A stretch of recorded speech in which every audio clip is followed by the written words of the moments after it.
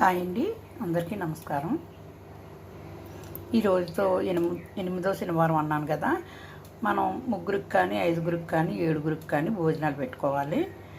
నేను ముగ్గురు అబ్బాయిలని పిలమన్నాను. మా అబ్బాయితో చెప్పి వాళ్ళు భోజనానికి వస్తున్నారని పప్పు మామిడికాయ వండాను, బంగాళదుంప ఫ్రై చేశాను, రైస్ వండాను. ఒక స్వీట్ చేద్దామని అదేంటి సుజీ రవ్వతో హల్వా చేస్తున్నాను. పెనం పెట్టి వేడెక్కిన తర్వాత నెయ్యి వేసాను, బాదం పప్పులు, జీడిపప్పులు వేసుకుని వేయించుకుంటున్నాను. పప్పులు వేగిపోయి తీసేసుకుందాం.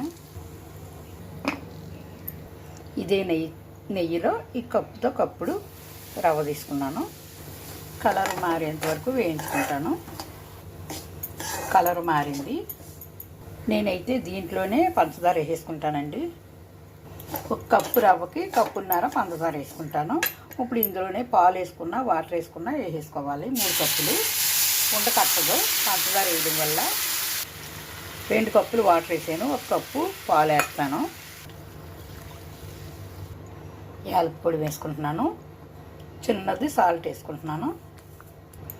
నెయ్యి ఎక్కువ వేసి వేయించడంలో నూక తర్వాత పంచదార వేయడంలో ఉండకట్టదండి.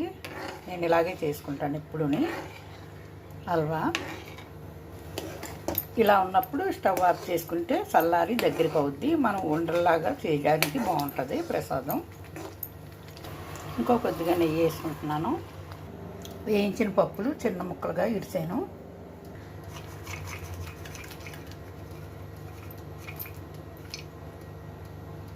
ఇదిగోండి రవ్వ కేసరి రెడీ అయిపోయింది. ఇవిగోండి నేను చేయి కలిగిన కాళ్ళకి చేసాను.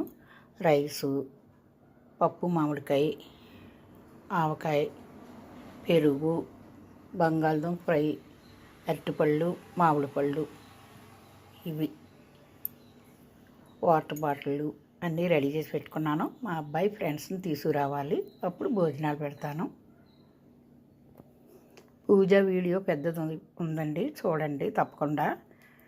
ఈ వీడియో కనుక నచ్చితే ఒక లైక్ ఇవ్వండి, తప్పకుండా సబ్స్క్రైబ్ చేసుకోండి. ఆంటీ ఛానల్కి ఎంకరేజ్ చేయండి, హెల్ప్ చేయండి. ఉంటాను. మరో మంచి వీడియోతో మళ్ళీ కలుసుకుందామండి. బాయ్ అండి.